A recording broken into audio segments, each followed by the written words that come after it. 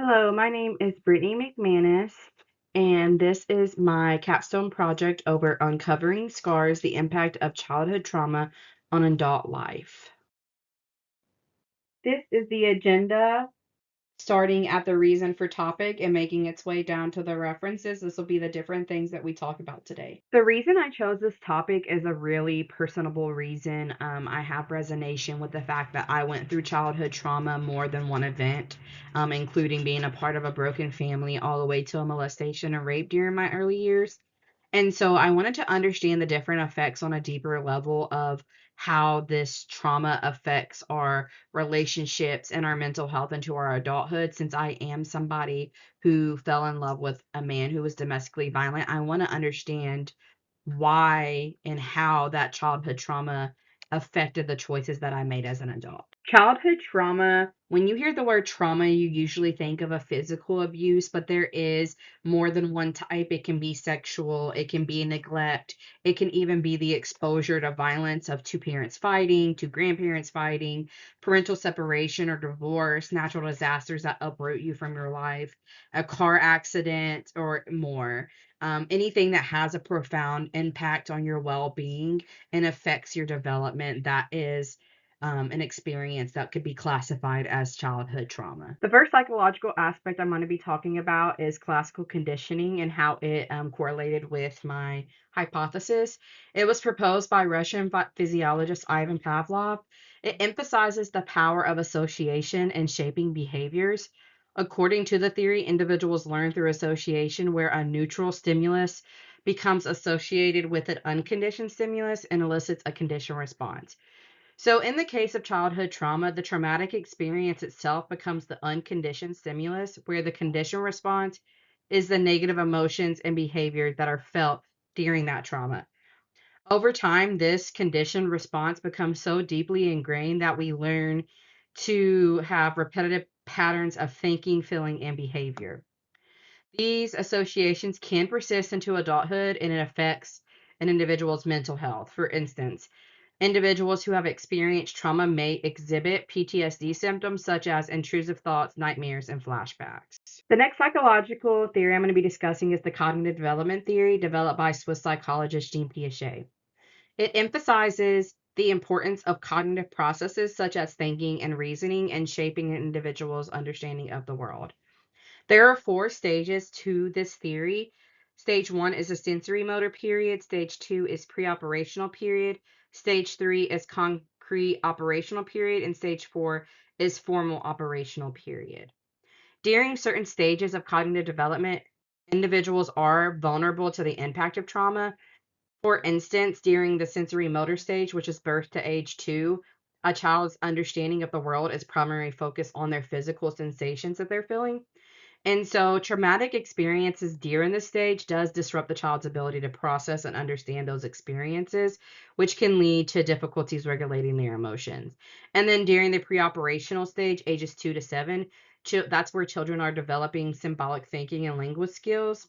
So traumatic experiences during this stage can hinder the child's ability to develop problem-solving skills, affecting their mental health into adulthood. The next theory is the psychosocial development theory, which was developed by developmental psychologist Erik Erikson.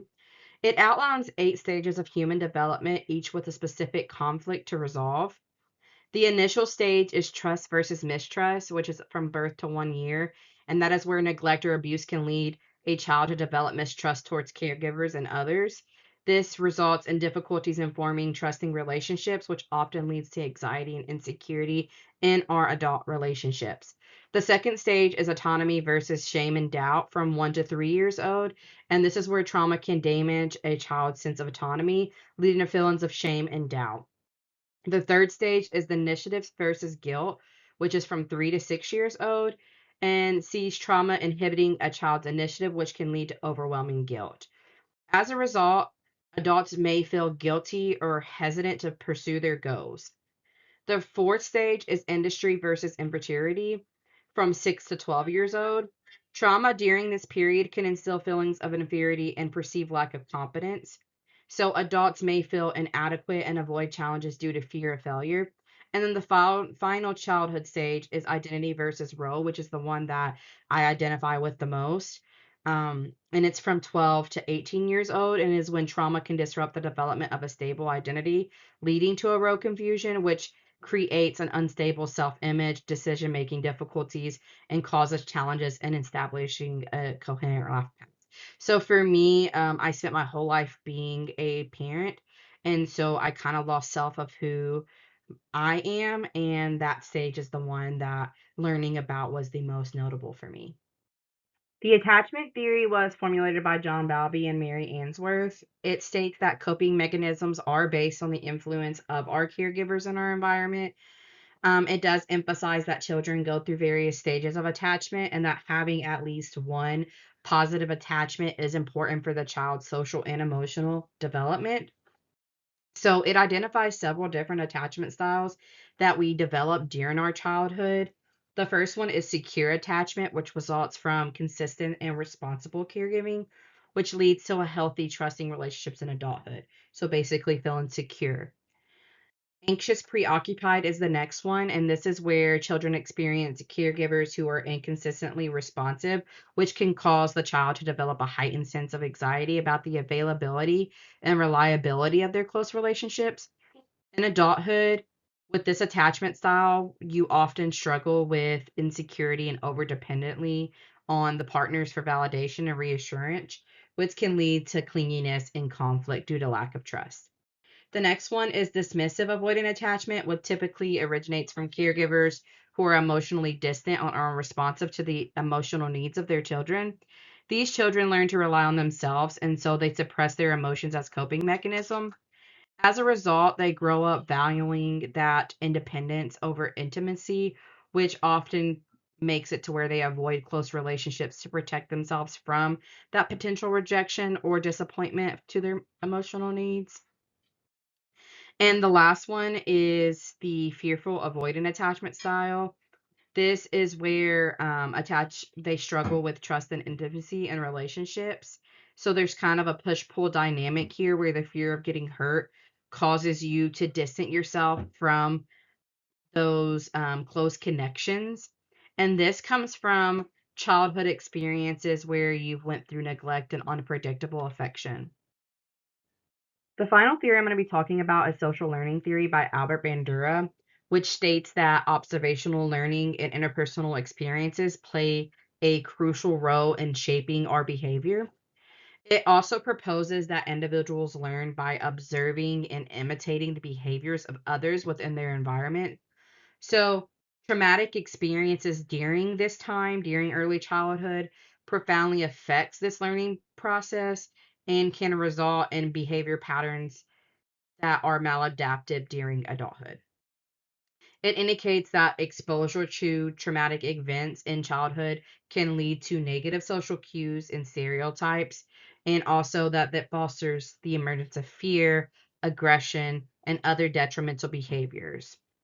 Experiencing or witnessing trauma leads to coping mechanisms that become so deeply embedded within an individual that it alters the individual's worldview, potentially causing anxiety, depression, and other forms of psychological distress. My hypothesis was that childhood trauma is significantly associated with increased psychological distress in adulthood.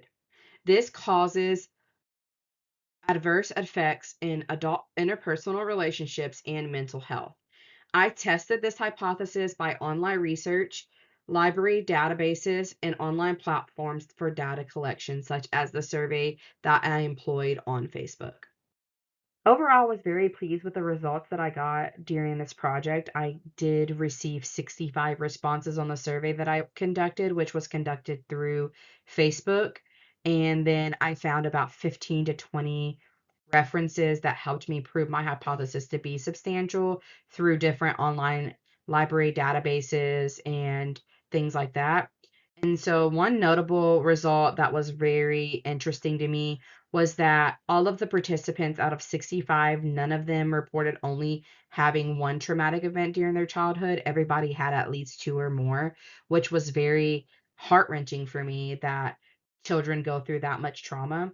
And then also, I learned something on the web from a TED Talk that said 67% of the population had at least one traumatic event, and 12.6% has at least four or more in their childhood, which was also very compelling to learn.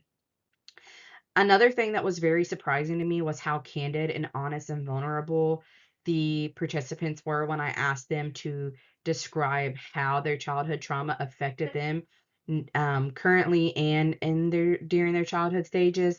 And it was just very vulnerable answers, and it gave me a very deep, personable understanding of exactly how these long-term effects affect us into our adulthood. And so it was very successful, the different results that I got. The three charts that you see up top are from the survey that I had. One of them is over how they would rate their current mental health. The one with the colorful bar chart is over how much they felt childhood trauma affected them, with the blue being not at all and the purple being extremely. And then the other bar chart is how trauma has affected their overall well-being now.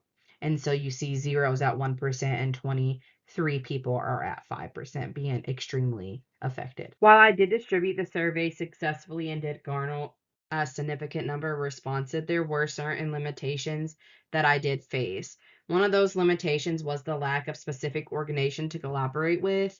And so I didn't get those interpersonal, like speaking interviews with anybody, which made it difficult to establish partnerships and secure access to a larger sample size.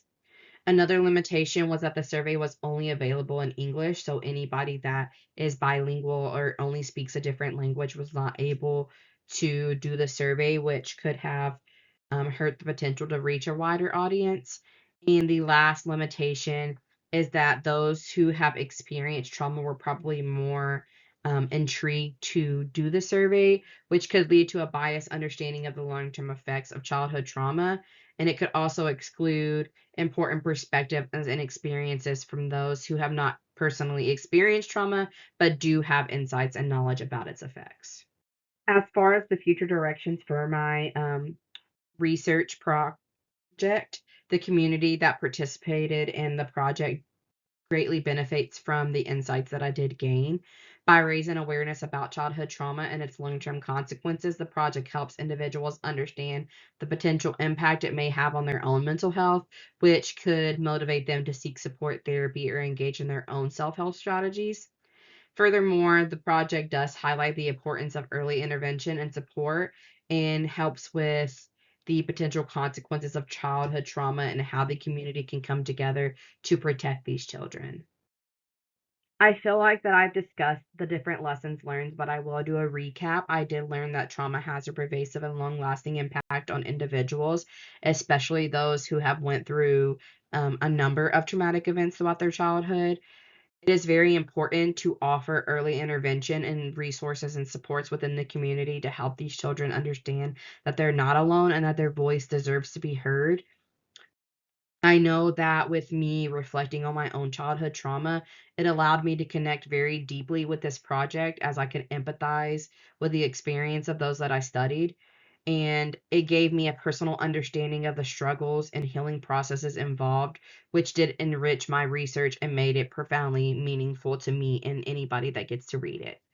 I also learned how to connect these psychological theories to the effects of childhood trauma, and it was really intriguing to learn how psychology can explain these different long-term effects. I hope you guys enjoyed learning with me today, and on the next page will be the references that I used to talk about throughout this presentation. I hope you guys enjoyed. Thank you.